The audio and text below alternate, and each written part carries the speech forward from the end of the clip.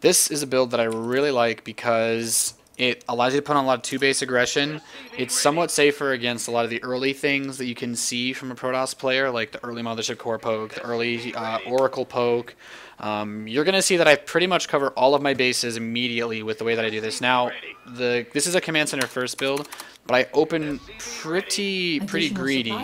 I built it on the low ground. I actually made a mistake in terms of, like, I got distracted by that guy that I was chatting with. But you see Command Center first. Best way to deal with a probe coming after you when you're going for a Command Center first is you take an SCV to try to harass it, but you're going to notice that as soon as the probe is heading towards somewhere where nothing's building, I move the SCV back. You don't want to miss mining time.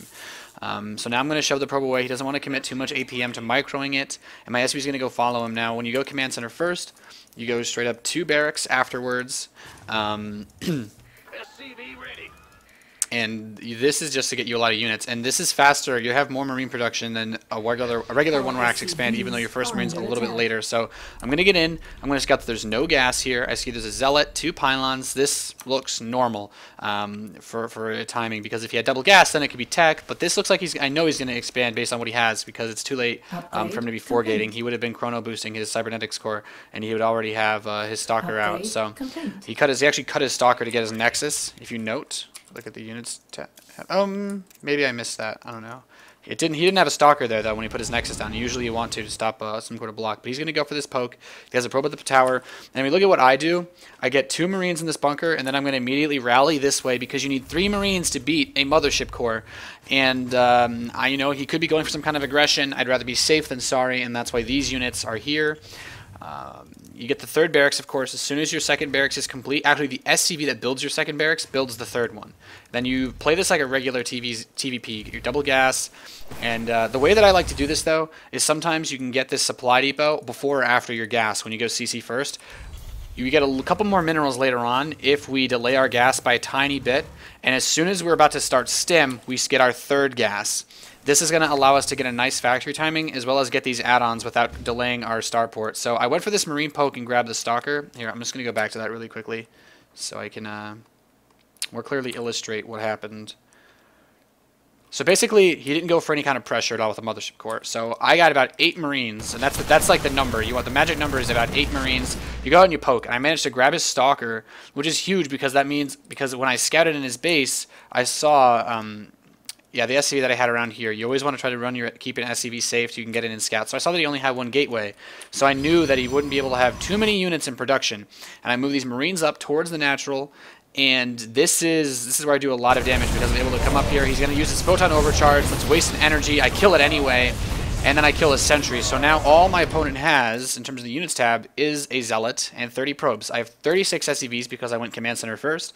I have double mule, and I have 5 marines. But I'm getting my factory. I'm getting everything together. So it's pretty equal. But Protoss army is harder to get. So that's one of the reasons why you want to do that. Also consider now that if he wants a mothership core, he'd have to build another one, and that's 100 gas. That would delay his colossi. And our follow-up is going to be, instead of getting a 3rd base, because that's really not the way you should be playing TvP until you're like really good, I just add my 4th and 5th racks. That tiny bit of extra money that we get, the build that I got this from allows you to get your 4th and 5th barracks at 7 minutes and 15 seconds if you do it properly. I was distracted by the micro that I was doing over here, so it wasn't as big of a deal, but move back to my vision. And then we get our +1, we get our tech labs. By the way, these add-ons, you get them as soon as you start your 4th and 5th. So you just cut all of your production basically for a minute, and then you start pumping out units like a madman. You also take your 4th gas about around the same time that you start your starport so that you can support your combat shield upgrade and your +1 while getting double medevac production. And generally, this build is designed to give you a ton of units. With all the upgrades that you need for bio and medevacs. So he's going to go Colossus, and my response to this is, so I know he's moving out. He's on the field. I also know he doesn't have many units because I killed all of the units that he had earlier.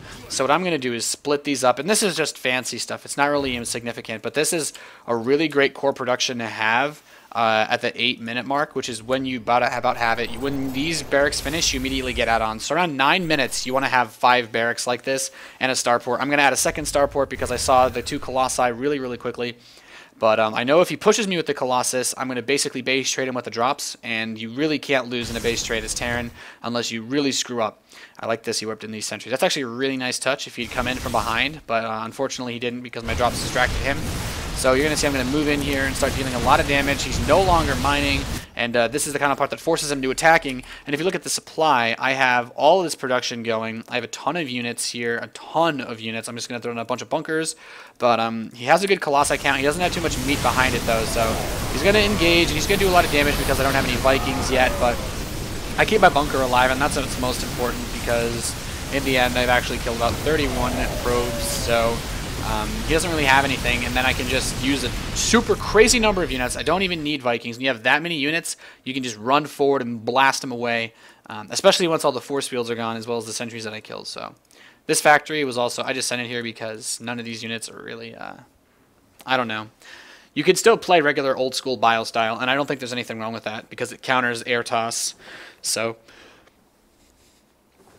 there's no real new Protoss unit that they're going to mix into an army composition that you would see in a normal Wings of Liberty TvP or PvT. So that's about it. Cheaper Dark Templar, but he used the force field to keep me from scouting that he went 6 gates, I guess.